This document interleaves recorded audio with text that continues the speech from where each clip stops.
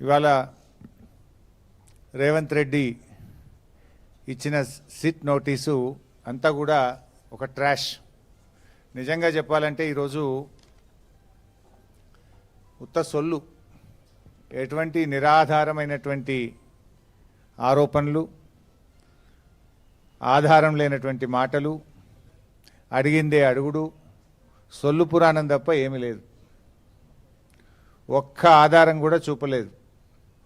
ఓ గంట అడుగుడు, గంట అడగంగానే పైకి వెళ్ళి ఫోన్లు వస్తాయి, బయటకు పోవుడు, గంట మాట్లాడుకొని మళ్ళీ వచ్చుడు, మళ్ళీ ఒక అర్ధగంటనో గంట అడగంగానే మళ్ళీ సైకిల్ వస్తాయి, బయటకు వెళ్ళి ఫోన్ అనగానే మళ్ళీ బయటకు పోవుడు. మరి ఆ ఫోన్లు రేవంత్ రెడ్డి చేస్తుండా, సిపి సజ్జనార్ చేస్తుండా నాకు తెలియదు, కానీ ఫోన్లు వచ్చుడు, బయటకు పోయి మాట్లాడు. బయటకు పోయి ముగ్గురు పోతారు, ఇక ముగ్గురు అధికారులు కలిసి అడుగుతూ ఉండ్రి. ముగ్గురు బయటకు పోవుడు, గంట మాట్లాడుకొని వచ్చుడు, గంట అడుగుడు, అడిగిందే అడుగుడు తప్ప అందులో ఏమీ లేదు. అంటే ఇదంతా కూడా అటెన్షన్ డైవర్షన్. ముఖ్యంగా నిన్న మేము ఈ సైట్ విజిట్ సర్టిఫికెట్ పేరిట జరిగిన కుంభకోణాన్ని బట్టబయలు చేశాం. సైట్ విజిట్ సర్టిఫికెట్లో మొదటి లబ్ధిదారుడు ముఖ్యమంత్రి బావమరిది. రేవంత్ రెడ్డి బావమరిది భాగోతాన్ని పొద్దుగాల బయట పెడితే సాయంత్రానికి నోటీసు పంపిండు నాకు. అంటే ఇదంతా డైవర్షన్ పాలిటిక్స్. మేమేమడిగినాము? సిట్టింగ్ జడ్జితో విచారణ జరపండి అన్నాం. రేవంత్ రెడ్డి నీకు ధైర్యం ఉంటే, నిజాయితీపరుడు అయితే, నువ్వు తప్పు చేయకపోతే తక్షణమే సుప్రీంకోర్టు, హైకోర్టు సిట్టింగ్ జడ్జితో విచారణకు ఆదేశించు. ఈ బొగ్గు కుంభకోణాల్లో జరిగిన అవినీతిని మొత్తం బట్టబయలు చేద్దాం. నువ్వు తప్పు చేయకపోతే, నువ్వు నిజాయితీపరుడు అయితే మేము అన్ని ఆధారాలు కూడా మీరు వేసిన సిట్టింగ్ జడ్జి గారికి అందించడానికి సిద్ధంగా ఉన్నాం. నువ్వు చీటికి మాటికి సిట్లు వేస్తున్నావు కదా, కమిషన్లు వేస్తున్నావు కదా.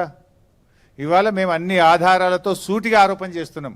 నీ బావమరిదే మొదటి లబ్ధిదారుడు, నీ బావమరిదే ఈ రింగుకు మొత్తం కింగ్ పిన్ను, నీ బావమరిదే ఈ సింగరేణిలో 1000 కోట్ల కుంభకోణానికి తెరలేపిండు. నువ్వు అంత నిజాయితీపరుడు అయితే, తప్పు చేయకపోతే కమాన్ సిట్టింగ్ జడ్జితో విచారణకు ఆదేశించు, మేము రుజువు చేస్తాం. ధైర్యం ఉంటే ఆదేశించు. అంటే మీ భాగోతాలు బయటపడ్డాయి. ఇవాళ ముఖ్యమంత్రి గారు, బట్టి గారు, కోమటిరెడ్డి గారి మధ్య వాటాల పంపకం మొత్తం రోడ్డు మీదకి వచ్చింది, ప్రజల్లో పడ్డది. టెండర్ల మీ పోరాటం, టెండర్లు నాకంటే నాకని మీరు కొట్లాడుకునేదంతా ప్రజలకు అర్థమైంది.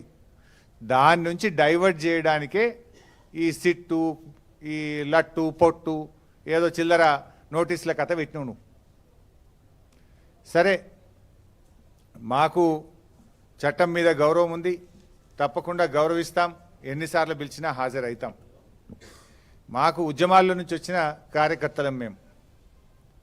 కేసీఆర్ గారి నాయకత్వంలో రాటుదేలిన బీఆర్ఎస్ బిడ్డలం, తెలంగాణ ఉద్యమ కన్న బిడ్డలం.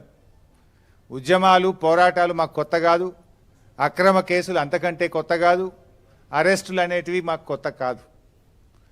ఆనాడైనా కేసీఆర్ గారి నాయకత్వంలో వందలాది కేసులు పెట్టిన నిజాయితీగా తెలంగాణ ప్రజల పక్షాన కేసీఆర్ గారి నాయకత్వంలో పోరాడినాం.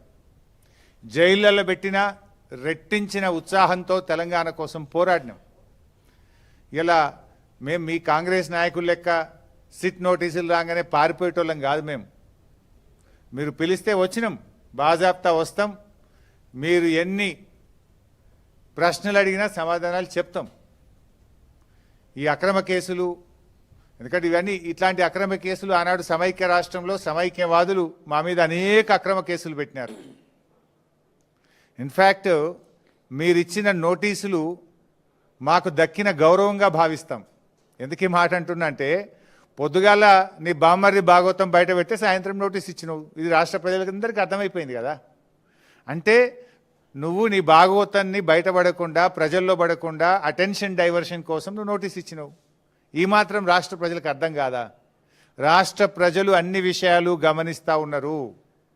ఇన్ఫ్యాక్ట్ నువ్వు ఒక ప్రైవేట్ కంప్లైంట్లో కోట్ల రూపాయల డబ్బు ఖర్చు పెట్టి, సుప్రీంకోర్టు న్యాయవాదులను పెట్టి నన్ను అక్రమ కేసులో ఇరికించాలని ప్రయత్నం చేసినావు. హైకోర్టు కొట్టేసింది. నువ్వు సుప్రీంకోర్టుకు కూడా పోయినావు, సుప్రీంకోర్టు కూడా కొట్టేసింది. న్యాయం గెలిచింది, ధర్మం నిలిచింది. అయినా నువ్వు మళ్ళా ఇంకో కేసులు ఇరికిద్దాము అని మళ్ళొక సిట్టు పెట్టినావు. ఇప్పటికీ నువ్వు 6 గ్యారంటీలు ఎగబెట్టినావు. నువ్వు యనుమల రేవంత్ రెడ్డి కాదు, ఎగవేతల రేవంత్ రెడ్డి అంటే మానకొండూరు పోలీస్ స్టేషన్లో కేసు పెట్టినావు. రైతు రుణమాఫీ చెయ్యలేదు, దేవుని మీద ప్రమాణం చేసి రైతుల్ని దేవుణ్ణి మోసం చేసినావు రేవంత్ రెడ్డి అంటే యాదగిరిగుట్టల కేసు పెట్టినావు. వరద బాధితుల్ని పరామర్శించడానికి పోతే ఖమ్మంలో రాళ్ల దాడి చేపించి ఖమ్మంలో కేసు పెట్టినావు. ఎవరో ట్వీట్ చేసిందని చెప్పి నా మీద హైదరాబాద్లో పోలీస్ స్టేషన్లో కేసు పెట్టించినావు. ఘోష్ కమిషన్ వేసి కమిషన్ పేరిట డైవర్షన్ రాజకీయాలు చేస్తే అసెంబ్లీ సాక్షిగా ఆ కమిషన్లో ఉన్న విషయాలను కుండబద్దలు కొట్టినట్టు 6 డజన్ మంది మంత్రులు మీరు మాట్లాడినా, ఎంత డైవర్షన్ చేసినా ఆ కమిషన్ అంతా డొల్ల అని ఆధారాలతో సహా అసెంబ్లీ సాక్షిగా వివరించాం. నిన్న నీ బామ్మర్ది బొగ్గు కుంభకోణం బయట పెట్టంగానే సాయంత్రం మళ్ళొక సిట్ నోటీస్ పంపినావు. ఇది రాష్ట్ర ప్రజలు గమనిస్తున్నారు. రేవంత్ రెడ్డి పోలీసులను వెనక పెట్టుకొని పిరికి పందలాగా నాకు సిట్ నోటీసులు ఇచ్చుడు కాదు. ధైర్యం ఉంటే రాజకీయంగా ఎదుర్కో, కమాన్ మాట్లాడదాం, ఏడ కొట్లాడదామో కొట్లాడదాం. నీకు ధైర్యం ఉంటే 6 గ్యారెంటీల మీద మాట్లాడదాం, రైతు రుణమాఫీ మీద మాట్లాడదాం, బొగ్గు కుంభకోణం మీద మాట్లాడదాం, ఇండస్ట్రీస్ కుంభకోణం మీద మాట్లాడదాం, భూముల కుంభకోణం మీద మాట్లాడదాం, పవర్ కుంభకోణం మీద మాట్లాడదాం, ఏ కుంభకోణం మీద మాట్లాడదాం. నీ ప్రభుత్వం కుంభకోణాలకు నిలయంగా మారింది.